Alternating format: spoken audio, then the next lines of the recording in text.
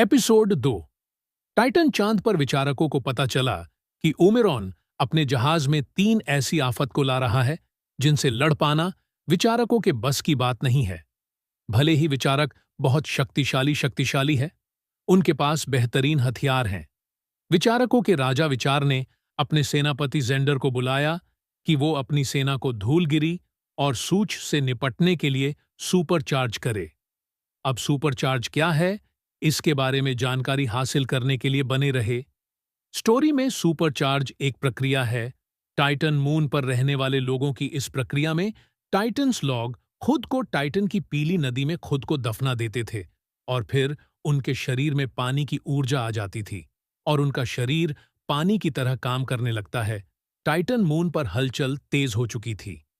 विचारकों की पीली धरती पर अलार्म बज उठा था, एक ऐसी ध्वनि जो केवल तब बजती थी जब ब्रह्मांड किसी बड़े खतरे से गुजर रहा हो।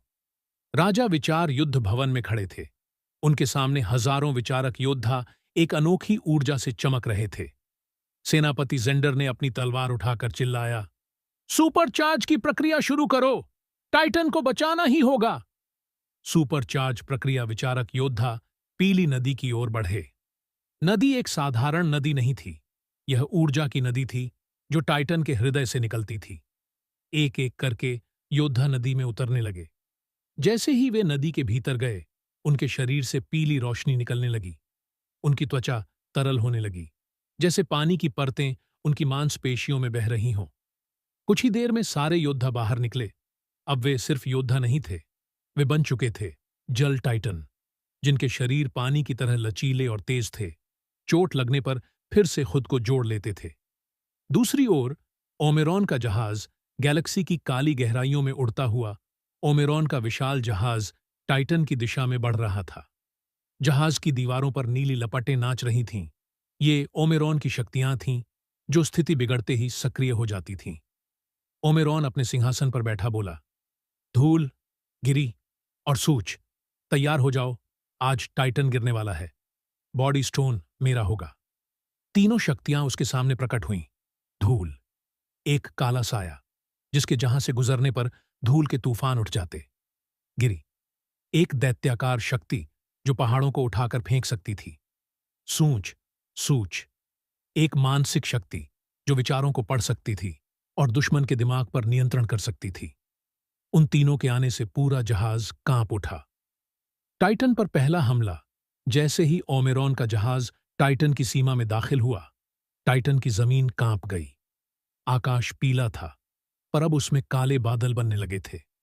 जेंडर ने आसमान की ओर देखा। वे आ गए। अचानक काले बादलों से एक विशाल तूफान निकल पड़ा। धूल ने हमला कर दिया। टाइटन की नदियां उफान मारने लगीं। सबसे आगे जेंडर ने अपनी जल तलवार उठाई और चिल्लाया, टाइटन योद्धाओं, पहली लड़ाई शुरू। विचारकों की शक्ति, सैकड़ों जल टाइटन योद्धा हवा में उछल गए। उनके शरीर पानी की तरह फैलने लगे। किसी ने अपने हाथ को भाला बनाया, किसी ने अपने पैरों को धारदार तलवारें। उन्होंने धूल पर हमला किया, लेकिन धूल का शरीर बिखर गया और पीछे से फिर से बन गया।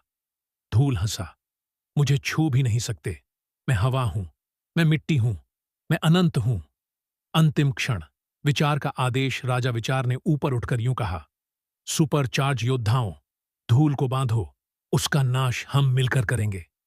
टाइटन की नदी से ऊर्जा उठी। जेंडर और उसकी सेना ने पानी के जाल बनाए और धूल को चारों तरफ से घेर लिया। धूल चिल्लाया, ये क्या? लेकिन तभी आसमान लाल हो उठा। ओमेरॉन का जहाज टाइटन की सतह पर उतर चुका था।